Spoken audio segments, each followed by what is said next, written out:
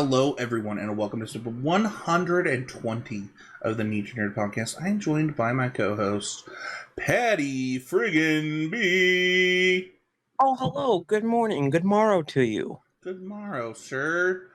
So Yeah. today I learned, before recording, that Dragonite is Paddy B's favorite Pokemon. Yeah. He chills there over my shoulder. I picked him up at the shop because I couldn't stop giving him high fives when delivering orders. And then if you actually look up in the top right above my right shoulder, I guess it's mirrored for me. That is art done by one of our listeners, Shelby's sibling Dorian. It's called Family Outing because and it was their like Christmas gift. And it's everyone's favorite Pokemon Aww, that all went Pokemon going together. So that's great. yeah. So we're not going to talk about Pokemon today. Nope. We are going to talk about the anniversary film, the 100-year anniversary film for Disney, well, that is Wish.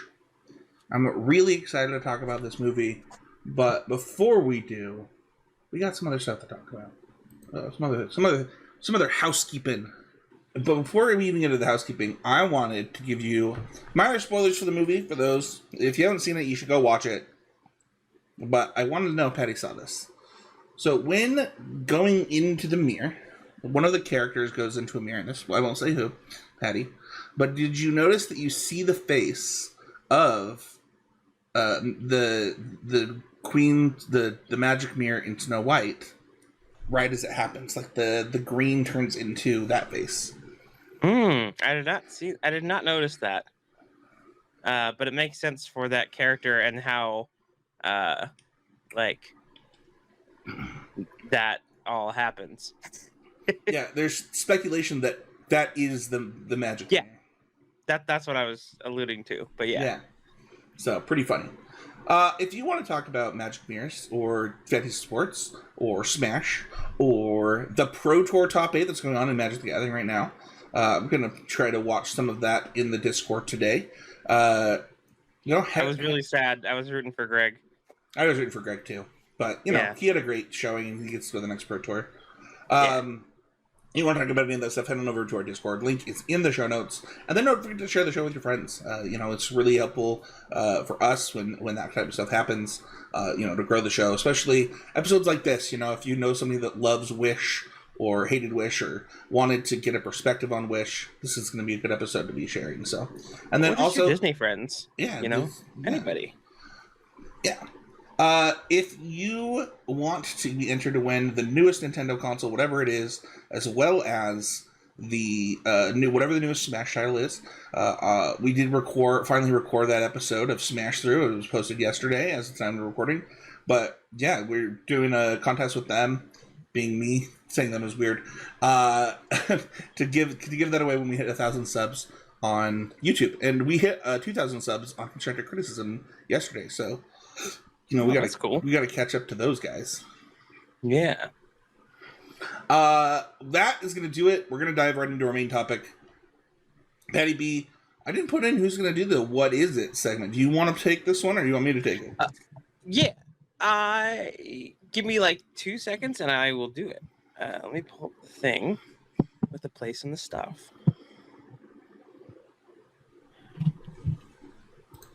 Do you want this one?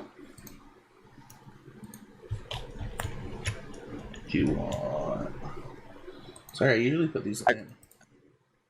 Yeah, it's okay. Just like the IMDb description. Oh, it's actually really bad. Yeah, not a good one. No. Oh yeah, huh? But I got this. Okay.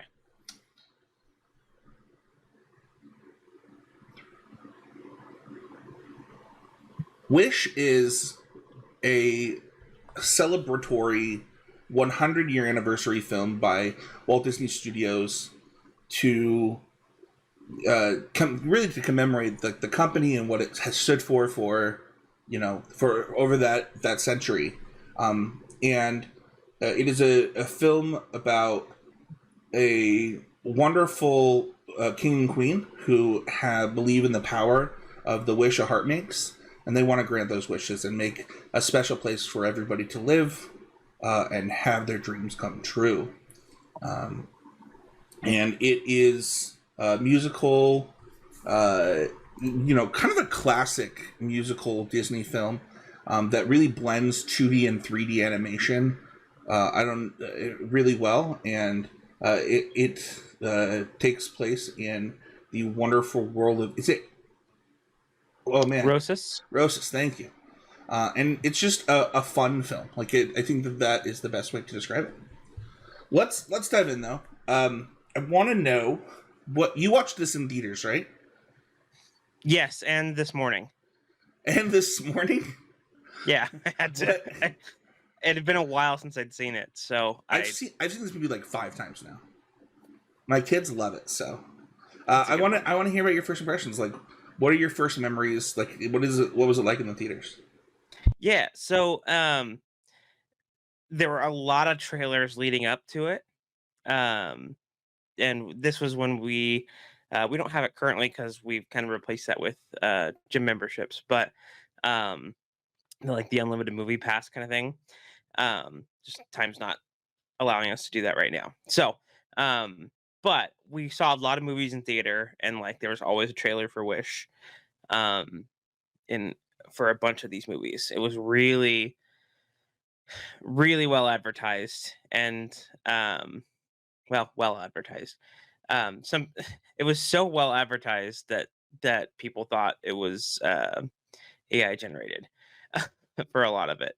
Um, but um, we did go with Dorian and their partners' children um, to see this movie in theaters, which was super fun. I think it added to some of the magic because um, yeah, seeing it with kids is a different experience. Yeah, so the first time that I watched this, I watched it with my kids while my wife was working at Starbucks for her second job, and we do like movie nights on Friday nights with me and the kids, and this is one that I was really excited about from the trailers, and so kind of getting to watch it with them. And what's so funny is like, um, we'll talk about this a little bit probably during the show, but like one of the reasons I wanted to talk about this movie is its critic to uh, audience score. Mhm. It has a 48%, giving it a Rotten Tomato meter by the critics, and an 81% by audience. And I think that it's so funny, like the stark contrast. And I think we've talked about how sometimes when it's very clearly made for children, sometimes the Mhm. critic score can go down a little bit. But this was like destroyed on the internet by critics, not just on Rotten Tomatoes, but just like tweets, TikToks. Like it was a tough sledding for this movie, and one of the things that one of the reasons I wanted to watch it was like, you know what, like it can't be that bad, like it can't be, and so I watched it with the kids, and it was magical. It had moments of love and hope and dreams and wishes, and I just loved it. Um, and my kids really loved it. They were enthralled by it. We watched it again last night with my wife. It was my wife's first time watching it, and I really did feel like it captured the magic of Disney. Yeah, that's awesome.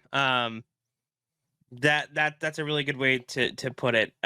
Because it was for like it a lot of it just makes like tons of sense as far as like it with it being the Disney 100th year anniversary like film and taking an idea of like wishing on a star that is so like integral to Disney and creating a story around that just and with all the different Easter eggs and stuff, it made just tons of sense. Yeah, we're gonna get into the Easter eggs. I'm really excited about that. That is gonna do it for the spoiler-free part of the show. We try to do this we're gonna dive in full spoilers, um, and kind of just go deep to start. To be honest, and I want to talk about overall impressions. Um, and I'll go first. I thought my that this is it's my favorite Disney movie in a really long time. I'd have to think of like another Disney movie. The thing is it's if we include Pixar movies, it's my favorite Disney film since Soul. I really, really liked Soul. I think that Hmm. that's like a movie that we should do, something on. I think it's like that good. Um, Yeah. I can't even like. It's probably my favorite since like Frozen 2 or I liked Frozen 2 a lot. I can't like think of like a movie that I enjoyed this much. Um that movie was so bad. Sorry. I'm just looking up Disney movies right now and like The Good Dinosaurs listed and I'm like that movie was terrible. Yeah, it's like it's honestly been it's probably my favorite Disney movie that's like Disney animation since like Big Hero 6. Like I really really enjoyed it. And one of the things that I think is so special about it is there's so many like Easter eggs for my parents even for like for like from boomers to Gen Alpha. Like this movie really captures and shows what Disney does for content across generations. At the end of the film, there's this like it just shows all these characters and the stars, right? And like one of my favorite parts about last night is just the kids getting so excited to see all these characters and say what movies they're from, and like I don't know, it's really special. And I also think that it has a theme that I really appreciate in that I don't want to get like political, but it it almost reminds me of like the political climate that the US is in as far as like we the American dream and how it is now impossible and like it is impossible and they're none rather than protecting the people they're protecting their own interests and I don't want to like dive too far into that but it is a something that I felt watching it and also like the villain itself I was talking to Devin over this. I was like, he really thinks he's doing the right thing, and she's like, well, don't all villains think they're doing the right thing? And I'm like, not like this. Like, I don't know that Magnifico is like a bad guy. It doesn't start that way, certainly, but he crosses that line when he touches forbidden magic. Yeah, So, and I like that. Like, I think that that's a more realistic villain for my kid. Like, I like the gray a little bit. So hmm and then like just the music. We're gonna get into the music, but I think the music is fantastic. People really didn't like the music for some reason. My kids love the songs. I loved the songs. And then just I kind of mentioned about the Easter eggs. We're pretty high up there, and I'm really excited to talk about them. What do you? But yeah, just it's magical. That's kind of guess my overall impression. What about you? yeah. Um, I was about to say like the first thing I was gonna say is the music is top tier. Um, a lo- Looking at the like the soundtrack credits and stuff, there's a lot of really talented people. Um, Julia Michaels and Benjamin Rice on the soundtrack. Um, Part of and I love this movie, and I I get what we kind of alluded to as far as like the critics versus the audience score, where like I started reading through some of the like critics reviews to like see what they were trying to say, and like a lot of it is like them leaning on knowing Disney and like being connected to Disney to enjoy the movie. I don't think that's necessarily the case, but that's also like it's really hard to not like oh, if you don't like Disney, you don't get the references kind of thing. How dare Um, Disney pat yeah, itself on the back for its 100-year anniversary? What right. a what a terrible way to do a movie. So, anyways, um, yeah, I also like, don't think it's true for what it's worth. Like there will be some references that you probably miss. Like if you haven't seen Beauty and the Beast and the vines coming out of the carriage, the cart and hmm walking, like sure, you didn't get that like do you need to get that reference to think that that's a cool moment? yeah, no, like it doesn't have to be that for you. It's just like it's more for someone else. Like someone who has seen Beauty and the Beast can be like, oh, I've seen that before. Um, and another thing I don't really agree with as far as like because of all the Easter eggs, they're saying like that it doesn't have its own identity, but I don't think that's the case either because it's kind of it's telling the story of the fairy godmother, right? And like That's what I said. Devin and I how didn't think so, but what? yeah, that's what I said. That's what happens at the end of the movie. I Like know. she becomes everyone's fairy godmother for all these stories. Yeah, Like the queen hooks up Peter Pan and someone who wants to fly. yeah, Like I love it. it's all about that. So yeah, so those are some of my higher level things. Cool. Yeah, I love it, man. Let's talk about favorite characters. I'll let you go first. Who's your favorite character in this one? Uh Patrick, don't pick characters that don't say anything. Star. That can be your favorite character. Yeah, I know. I have a tendency on this show to like how like Appa and some of these Sure. like nonverbal animal characters are like some of my favorites. Um I but yeah, think Star either has a lot of communication, though. yeah, well yeah, you know what? Yeah, you know what's going on and they communicate. It's just non it's all nonverbal and that's what I was getting to. Yeah. But yeah, no, I love Star and its mission to make everyone's wishes safe again. Um, it the basics for all of magic. Star's great. I love Yeah. Star. I I love Star's character. I don't know that I love the design. I just think he looks like a lemon.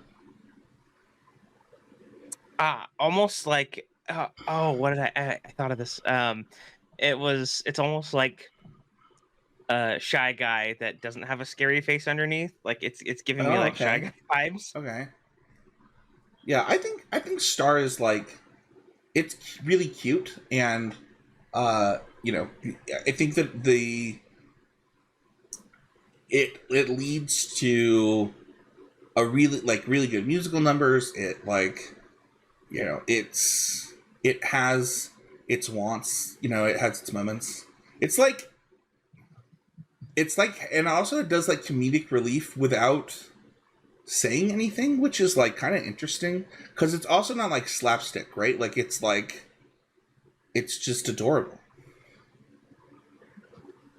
100%.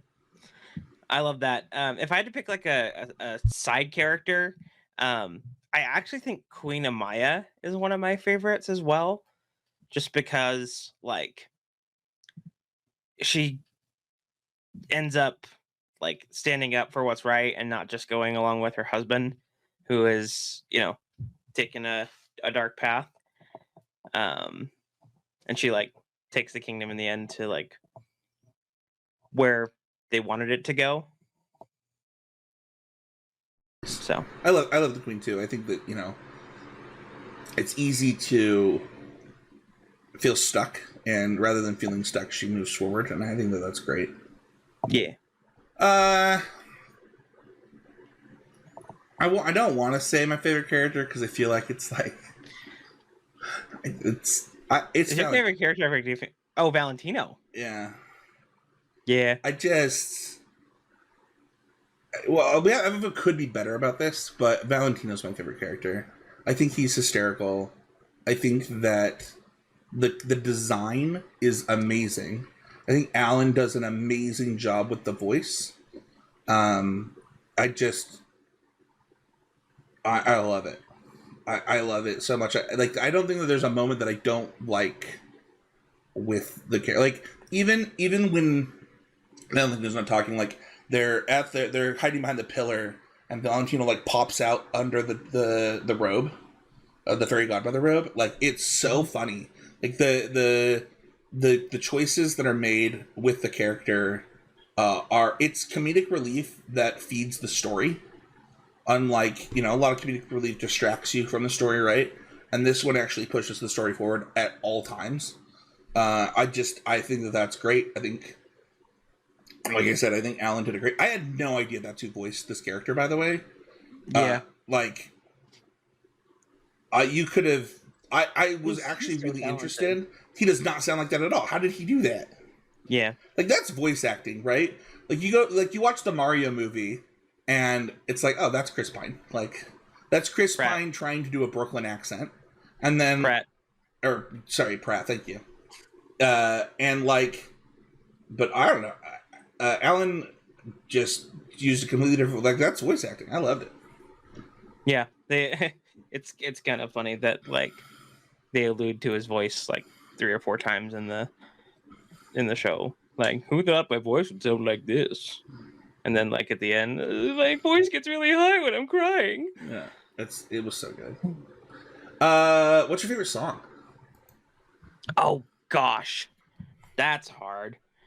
Did you not see that I added that to the show notes? No, jerk. I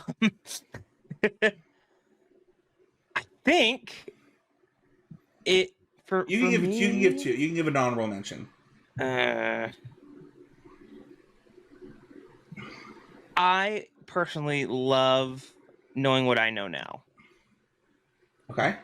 I think that one it's super catchy and like I like the moment too, like the moment of the song and like the the camaraderie that it brings. I think that's a good one.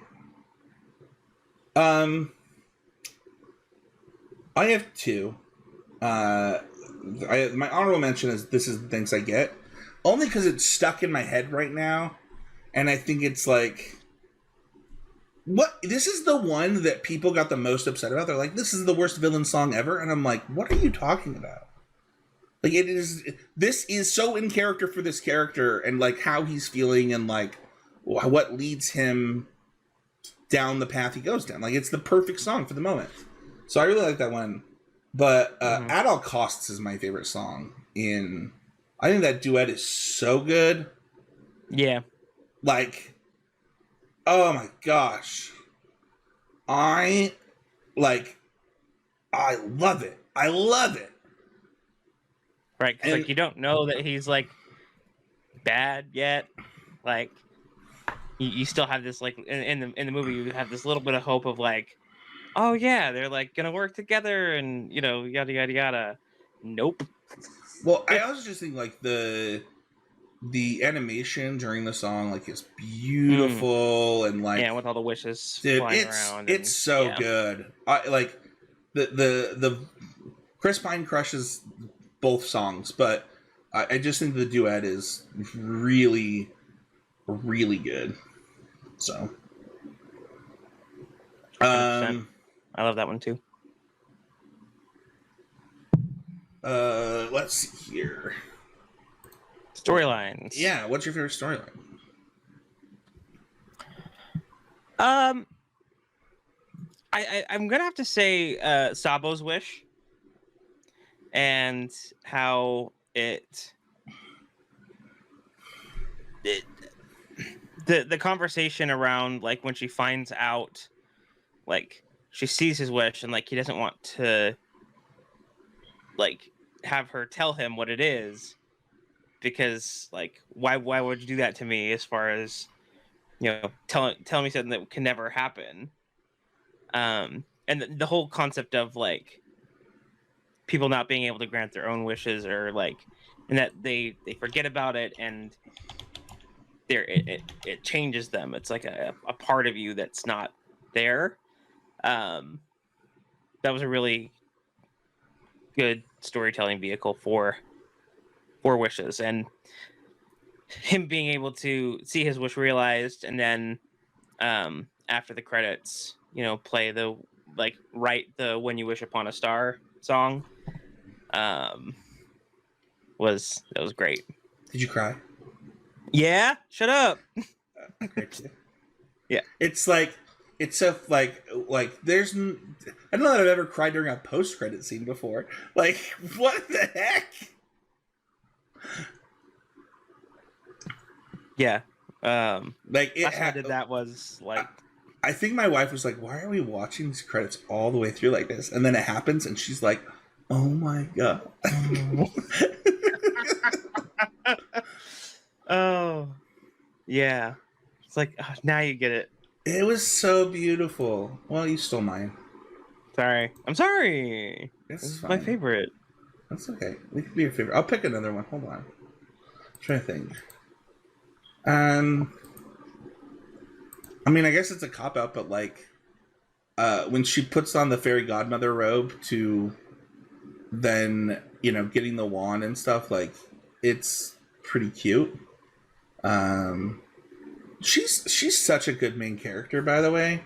I just have to say, like, Asha is wonderful. I think, like, just as a protagonist, like, she's probably my favorite protagonist since Moana. Uh, I like her quite a bit. Um, yeah, it's got to be the fairy godmother thing. I think it's just cool. Like the second she put on the robe, the first time I watched it, I was like, "Oh my gosh, my kids don't get this reference, but I do. That's great." So, Pippity boppity boop. yeah, Devonair didn't get it. I had to say bibbity bobbity boo for her to get it. Gotcha. What is? Do you have any could be betters for this film?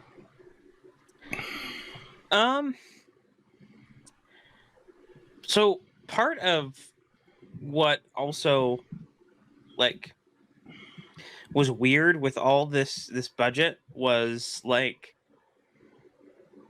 I guess that like part of it was done like TV animation without motion blur. So things felt off and like kind of cheap. What? I say That's how you felt? like I don't know. That's why I think that's where a lot of that came from. Of like, I think this is my favorite animation in the history of Disney films, other than maybe like The Lion King. gotcha. Like I don't know. No, if like, it felt that way to you, it felt that way to you. I'm just my one of my favorites was gonna be the opposite, like one of my love-its. Gotcha. Yeah. So and I guess like it makes it feel less real, which is like it works in a fairy tale. But like I don't know. We'll talk about it during my love-its. So we'll talk about that. Okay. Any other could be betters? I mean, not really. Like this cast is fantastic. The story's good. The music, everything. Yeah, it's great. I have a couple. One of them isn't the movie's fault, but I want to mention this because I've mentioned it before on the show. I really hate it when you put all the best jokes in the trailers. It really bugs me.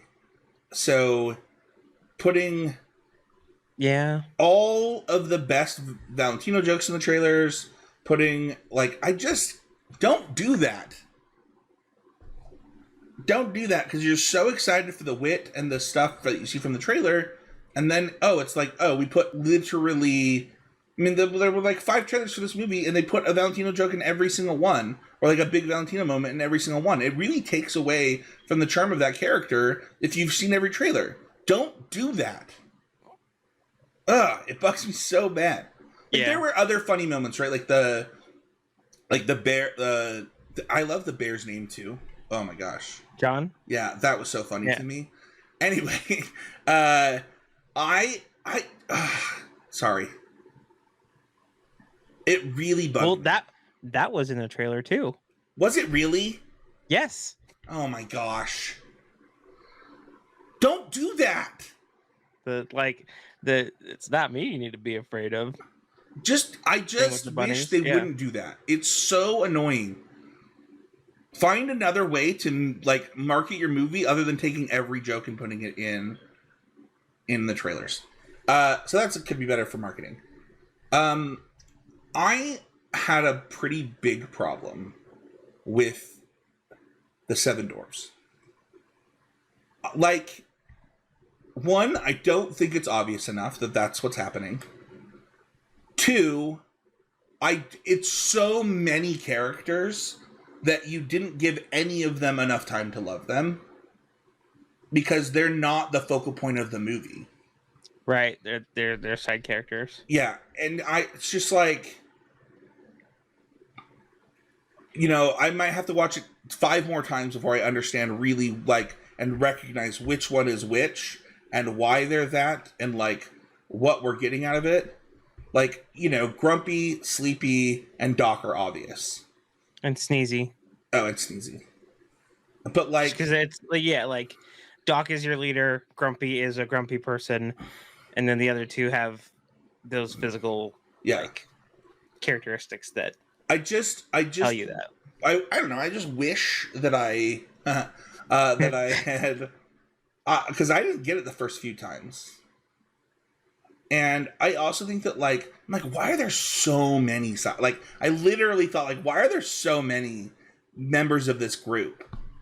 I could not figure it out, and then Devonair said something last night. I was like, oh, Yeah, I think either Shelby or Dorian like told me that too when we watched the movie for the first time. I was like, oh, yeah, okay, all right.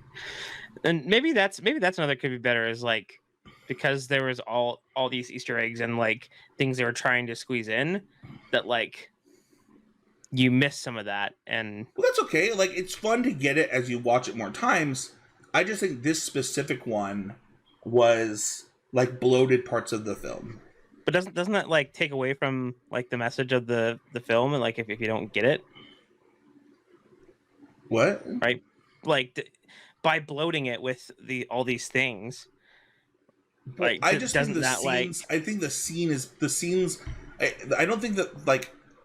I don't think that the Easter egg bloats it. I think having 11 people on the screen all the time bloats it.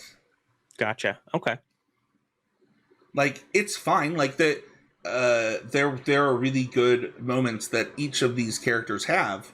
It's just like I was like, why do I care about all of these kids? I don't know. Which dwarf is the one that had his wish granted? Sleepy. Is he sleepy? Yeah, that's like Okay, I guess like the okay. Okay. he's literally sleepy. It's like his things that he's boring and His sleepy. energy's gone. Yeah. Okay. Okay. Yep. Trying to think if I have any other could be betters. Oh, the world seems small. Like I know they're like on an island country, Mm-hmm. but like where do all those people live? Like that is a lot of people and not a lot of space. I think I mean, yeah. They kind of allude to it at the beginning where like these people come from places that have been destroyed or torn up and like so they don't really have a home. Well, no, but I'm just saying like I don't know. It just feels small. I don't know. Maybe that's fine. Maybe that doesn't matter. Let's go to Lovett's. Let's just. You want to like popcorn it? Yeah. No, you go first. I loved the chicken dance song thing. Also in the trailer, but um the reveal of Star and Valentino to her friends and that was Yeah, I think that was so good.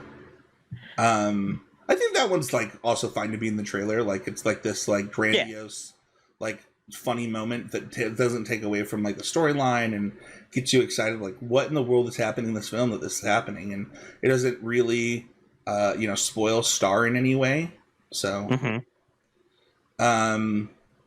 oh yeah, I love that moment too. I'm gonna cop out on my first one. I was just saying I love the soundtrack. Even I don't know that there's a song that I don't like on this. The end when the This Wish, like by the cast, the Mm-hmm. reprise at the end with This Wish, that like it's such a great way. I don't know, just like the power of the people kind of moment, and winning through that. I don't know. I really love that moment. I guess that's really my love it. Is like even the reprises in this one, really really make it. They're just really great. I wasn't the biggest fan of I'm a Star. I think that they put in a lot of words in spots that, like, if I didn't have subtitles on, it would be really hard to like understand what they were saying. I think that song is for kids, for what it's worth. Like Yeah, I think specifically that for also kids. makes sense. Yeah, I think it's Yeah, specifically for like. I mean, watching it with my children, they love it. So it is gotcha. for the kids musical number, I think. Whereas like I think At All Costs, for example, Mm-hmm. is not for the kids. Like that was like this beautiful, like epic like duet that's like they like it, but Like, oh, this is for the parents. yeah, this is for hi there, honey. Did you get a sword and shield? Yeah? She's in her wish dress. Oh, that's awesome. Yeah. What's your next love it? My next love it is actually not just like the post credits, but like during the credits Yeah. that they go and we stayed through. Like we sat through. The kids were dancing around during the credits, and we just like watched the credits roll through with um these Disney movies in chronological order, and like seeing all those characters, um and the little sprinklings of, and like I think that's where we started making connections to a lot of the stuff, was like watching the credits through in order, and then like connecting where it is in the movie. Yeah, I thought it was beautiful to like celebrate all of those films, and like last night Bolt gets on screen and my daughter's like, Bolt, I love Bolt. Like it's just like you don't we have our movies from when we were kids, right? That we Mm-hmm. loved and that like our special place of our Disney hearts. But I think that, you can't really force that upon the next generation. They're going to love what Disney movies they love, you know? Mm-hmm. My wife has not let my kids watch Fox and the Hound because she thinks it's too sad for them. And maybe she's right. I don't know. She may be right, This is too but much like drama. as a person who owns a basset hound, like that is one of my favorites. Hey, Todd, we will always be best friends. Or wait, no, it's not. It's the other way. Is it? I don't know.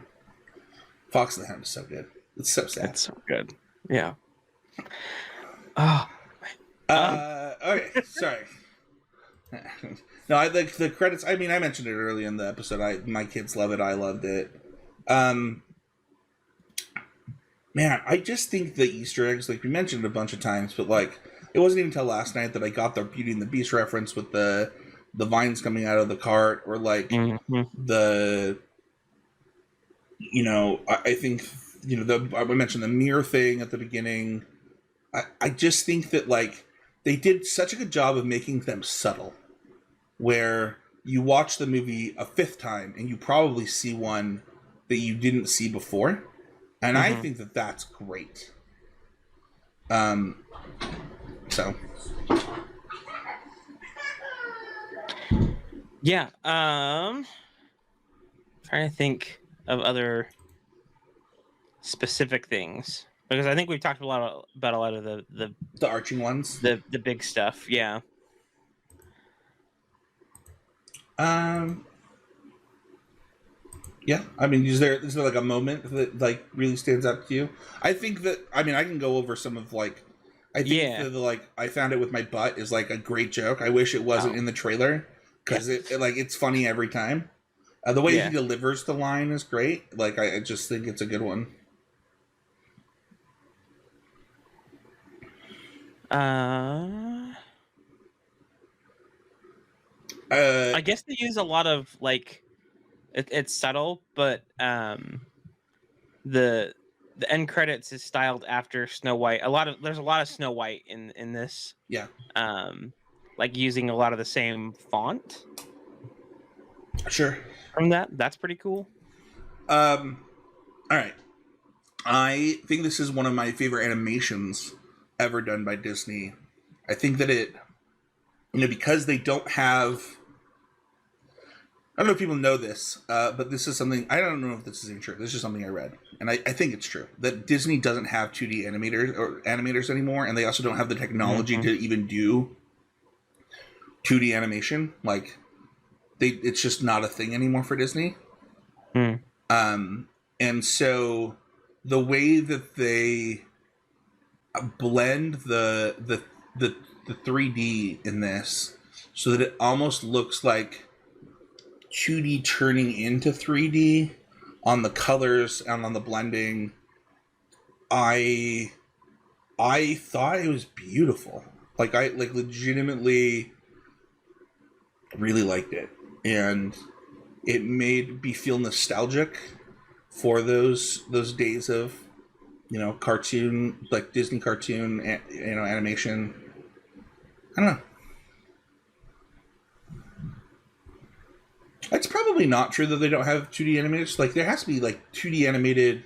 Maybe there's not. They're not 2D animated like cartoons on Disney Channel anymore. Uh, I don't think so, and I don't know if that's like a good thing because that's something that like I don't know. I think people want the like hand drawn 2D. Like it's a lot more work to produce, right, and create. But I don't know. I really love that style. I'm trying to see.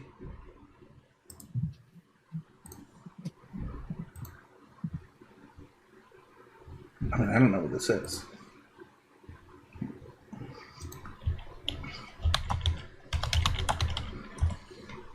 No, they have 2D. There's a show called Big City Greens that's like 2D animation. What is Hamster and Gretel? That looks like it's a 2D animation. So they have But it's all for like smaller projects. yeah. Like none of their like big flagship movies are No, 2D. no, they Which don't. They don't do it anymore. And I think that's one of the reasons that the blending of the animation styles it felt like in this was so cool to me. I don't know. hmm. Any other love it's for you? um I I loved Magnifico and like it was it's down there on as far as like storylines, but Chris Pine just did a fantastic job with voicing and being this caretaker of the wishes. Dude, when he's like more like Neverland and like crushes Peter. Oh yeah, That was such a good line. Yeah. yeah. It's a lot of those where yeah, like I think yeah, those three dreams where it's like yeah, Neverland. What were the other two that he like crushes that like I'm trying to it's remember. something about true love, like never finding true love, Yeah. and um What are they? They were all we talked about this during the movie last night, and we were like, oh, this one, and this one, but I don't remember what they all were. and maybe it was it flying? That was that was Peter Pan, right?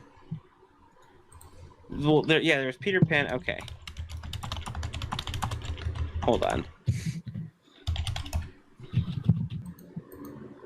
Yeah, I don't know. It's not pulling up quickly. So I guess I'll just have to. I guess I'll just have to watch it again. Oh, Easter egg that like is subtle as well, but like the fact that he wants or is getting an apprentice, right? Like the Sorcerer's Apprentice Yeah. with like Fantasia. Um, Yeah, I like that one too. I also like, for what it's worth, just think that uh, the wit of Magnifico is like always on point, and I think that I don't know, that's like when he's like, obviously I will not be taking this apprentice. Like mhm. after all of that was pretty great. I think my final love it is probably for the the just the kind of the voice acting overall. I I know I mentioned Alan at the beginning, but it really, like, I don't know if the animation just matched the voices really well, but there wasn't a time where like that a character didn't feel like I was like, oh, that doesn't feel right, or like that wasn't delivered right according to the animation or the part in the story. It was really seamless, and I was never taken out of the film due to the voices, and I really loved that. Yeah, that's awesome. Awesome. That's gonna do it. I guess we could rate it on a scale of 0 to 5. 0 being you should never watch this film. We don't really know why we're doing it on the show.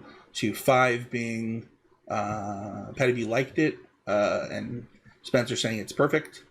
Patty, what would you rate this one? Wow, spoilers.